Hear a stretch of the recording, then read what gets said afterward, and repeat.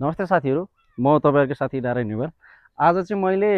डिजिपिएसबाट चाहिँ कसरी चाहिँ एक ठाउँको कोअर्डिनेटलाई चाहिँ कसरी चाहिँ स्याटेलाइटको माध्यमबाट हामीले यो जिएनएसएस प्रविधिबाट कसरी चाहिँ हामीले कन्ट्रोल पोइन्ट इस्टाब्लिस गरिन्छ भन्ने विषयमा भिडियो लिएर आएको छु। भिडियो अन्तिमसम्म हेर्नुहोला। जिएनएसएस प्रविधिबाट हामीले कुनै पनि ठाउँको कोअर्डिनेट निकाल्नको लागि चाहिँ हामीले सबैभन्दा सुरुमा चाहिँ हामीले यो जुन यो ट्राइपड देखिन्छ, यो ट्राइपडलाई चाहिँ हामीले जसरी टोटल स्टेसनमा यसलाई चाहिँ हामीले सेट गरेर चाहिँ यसको जसरी हामीले सेन्ट्रिङ र लेभलिङ गर्थ्यौँ, त्यसै गरी हामीले यसलाई चाहिँ यसरी यो सेन्ट्रिङ गरेर चाहिँ उसको मार्फतबाट चाहिँ हामीले यो जस्तो यो पोइन्ट छ, यो पोइन्टलाई चाहिँ हामीले सेन्ट्रिङ गर्न सकिन्छ र यसलाई हामीले मेसिनलाई यहाँनिर लेभल पनि गर्नुपर्ने हुन्छ। हामीले यति गरिसकेपछि चाहिँ हामी चाहिँ अब यो डाटा लिनुको लागि चाहिँ एकदम पहिलो स्टेपको चरण हामीले पुरा गरिन्छ र हामीले चाहिँ अर्को भनेको चाहिँ जस्तो हाम्रो यो रिसिभर जुन यो छ यसलाई हामीले सेटअप गर्नुपर्ने हुन्छ। यो सेटअप गर्न चाहिँ एकदम सजिलो छ। टोटल स्टेसनमा जस्तो अरू अरू लिइरहनु पर्दैन र कोअर्डिनेट ट्रान्सफर गर्नलाई चाहिँ हामीले कुनै पनि ठाउँको कोअर्डिनेट लिनलाई चाहिँ ट्राभर्स गरेर गर्दाखेरि चाहिँ प्रत्येक ठाउँको चाहिँ हामीले जसरी चाहिँ हामीले सेट टु सेट रिडिङ लिएर चाहिँ त्यसबाट हामीले क्यालकुलेसन गरेर निकालिन्थ्यो, त्यतिको हामीले गर्नु पर्दैन। तर हामीले यो कुनै पनि यो कन्ट्रोल पोइन्टलाई सेलेक्ट गर्दाखेरि चाहिँ हामीले अलिकति जस्तो खुल्ला आकाश भएको ठाउँमा चाहिँ हामीले यसलाई राख्नुपर्ने हुन्छ, किनभने हामी चाहिँ डाइरेक्ट स्याटेलाइटसँग रिलेटेड भएको हुनाले चाहिँ खुल्ला आकाश भएको ठाउँमा चाहिँ स्याटेलाइट मजाले देखिन्छ। यदि तपाईँले चाहिँ कुनै पनि पोइन्टलाई चाहिँ जस्तै घरहरू भएको ठाउँमा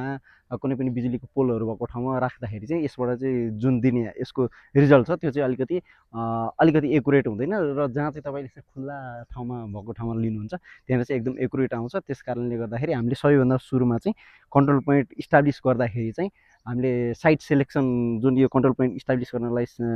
ठाउँ सेलेक्सन गर्नुपर्ने हुन्छ, त्यो सेलेक्सन गर्दा चाहिँ हामीले ध्यान दिनुपर्ने हुन्छ। हामीले यसबाट डाटा लिँदाखेरि चाहिँ जुन यो र डाटाको फर्ममा आउने हुन्छ र यो डाटालाई चाहिँ हामीले फर्दर प्रोसेसिङ गर्नुपर्ने हुन्छ। यो प्रोसेसिङ गर्ने पार्टमा चाहिँ मैले अन्य भिडियोमा समावेश गर्नेछु र यसबाट चाहिँ हामीले जुन यो हाम्रो जतिवटा स्याटेलाइटहरू छन् त्यसको भिजुअल हुने ठाउँ लिनुपर्छ भनेर मैले अगाडि नै भनिसकेँ। र त्यो गरेपछि हामीले सिम्पल अरू चाहिँ यसको लागि चाहिँ के हुन्छ भन्दाखेरि जुन यो मैले चाहिँ अहिले यो ट्रिमल को मैले यो सेटलाई लिएको छु र यसै गरी अरू पनि छन् होइन यस लिन चाहिँ। र यसकै साथसाथै आउने सेट भनेको जुन यो रिमोट जस्तो मोबाइल जस्तो देखिन्छ, यो चाहिँ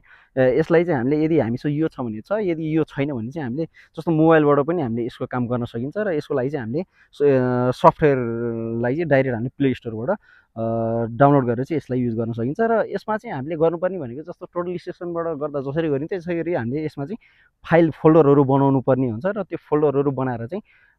हामीले जस्तो यो पोइन्टहरूको नेम दिनुपर्ने हुन्छ र यो हामीले डाटा लिँदाखेरि चाहिँ हामीलाई कुन अर्डरको एकुरेसी चाहिने हो त्यही अनुसारले चाहिँ हामीले त्यो टाइमसम्म चाहिँ हामीले अब्जर्भेसन गर्नुपर्ने हुन्छ। अहिले नेपालको सन्दर्भमा पनि जस्तो कितानापीको सर्वे गर्नको लागि चाहिँ जस्तो कन्ट्रोल पोइन्ट इस्टाब्लिस गर्नलाई चाहिँ हामीले यही डिजिपिएसको मार्फतबाट चाहिँ हामीले गर्ने गरेका छौँ र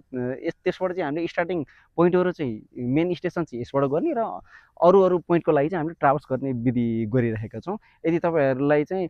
र साथसाथै अर्को डिटेलिङ लिनलाई चाहिँ हामीले जुन यो जिएनएसएसकै जुन आरटिके मेथड छ, आरटिके मेथडबाट चाहिँ हामीले अहिले चाहिँ जस्तो कुनै पनि ठाउँको लेआउट गर्ने कामहरूदेखि लिएर जस्तो जग्गाको प्लानिङ गर्नु पऱ्यो भने पनि साथसाथै जुन त्यो लेआउट गर्नुपर्ने हुन्छ हामीले कम्प्युटरमा प्लट गरिसकेपछि कुनै पनि ठाउँको लोकेसन पत्ता लगाउनको लागि चाहिँ हामीले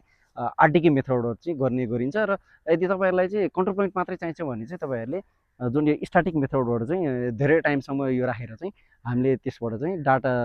लिएर त्यो डाटालाई प्रोसेसिङ गरेर चाहिँ हामीले कुनै पनि ठाउँको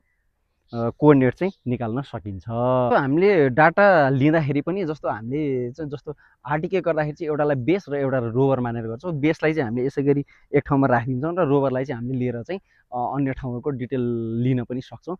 साथसाथै हामीले यो कोअर्डिनेटै लिँदाखेरि चाहिँ हामीले अब यो मेसिनलाई चाहिँ हामीले यसलाई बेसको आधारमा पनि गर्न सकिन्छ र एउटै मेसिनबाट चाहिँ हामीले जस्तो एक ठाउँलाई बेस मानेर एउटा मेसिन सेट गरिदिने, त्यसलाई चाहिँ लगातार रूपमा राखिराख्ने र हामीले जुन कन्ट्रोल पोइन्ट अर्को इस्टाब्लिस गर्छौँ त्यसमा चाहिँ हामीले चाहिँ सर्टेन टाइमसम्म चाहिँ आफूलाई चाहिने एकुरेसीको अनुसारले चाहिँ यसलाई राखेर चाहिँ यसबाट डाटा लिएर चाहिँ जुन त्यो दुइटालाई चाहिँ सँगसँगै डाटा लिएर चाहिँ यसलाई पनि हामीले काम गर्न सकिन्छ। यदि हामीसँग एउटा मात्रै छ भने पनि हामीले यसलाई मात्रै लिएर पनि हामीले कोअर्डिनेट प्रोसेसिङ चाहिँ गर्न सकिन्छ। तर एकुरेसीको आधारमा चाहिँ हामीले त्यो दुईवटा विधिलाई सिलेक्ट गर्नुपर्ने हुन्छ। र यसरी इन्स्ट्रुमेन्ट सेटअप गरेपछि चाहिँ हामीले ब्याट्री ब्याकअपहरू के छ भनेर हेरेर चाहिँ हामीले यसको पावर बटमलाई अन गर्नुपर्ने हुन्छ र हामीले चाहिँ यसमा मेन ध्यान दिनुपर्ने कुरा भनेको चाहिँ सेटेलाइटहरूको पोजिसन के छ भन्ने कुरालाई हामीले मेन कुरा ध्यान दिनुपर्ने हुन्छ र हामीलाई चाहिएको एक्युरेसी अनुसारले चाहिँ हामीले यो माथि राखेर चाहिँ डाटा लिन सकिन्छ। हामीलाई जुन किसिमको एक्युरेसी चाहिने त्यही अनुसारले चाहिँ हामीले यसमा राख्ने टाइमिङलाई चाहिँ फिक्स गर्ने हुन्छौँ अनि त्यहाँबाट चाहिँ हामीले त्यो केही समय राखेपछि चाहिँ त्यसबाट अनि डाटा आएपछि हामीले अर्को पोइन्टमा चाहिँ लगेर यसलाई हामीले राख्न सकिन्छ र हामीलाई चाहिने जस्तो यसबाट चाहिँ हामीले कुन कुन सेटेलाइटहरू देखाइरहेको छ भन्ने कुरा पनि हामीले हेर्न सक्छौँ र हामीले फिल्डमा भएको डिटेललाई चाहिँ हामीले यसरी फिल्डबुक मार्फत पनि टिप्नुपर्ने हुन्छ र यो चाहिँ हामीले फर्दर प्रोसेसिङ गर्दाखेरि काम लाग्छ र यसरी चाहिँ कुनै पनि एउटा ठाउँको अब्जर्भेसन सकेपछि हामी अर्को पोइन्टमा सर्छौँ।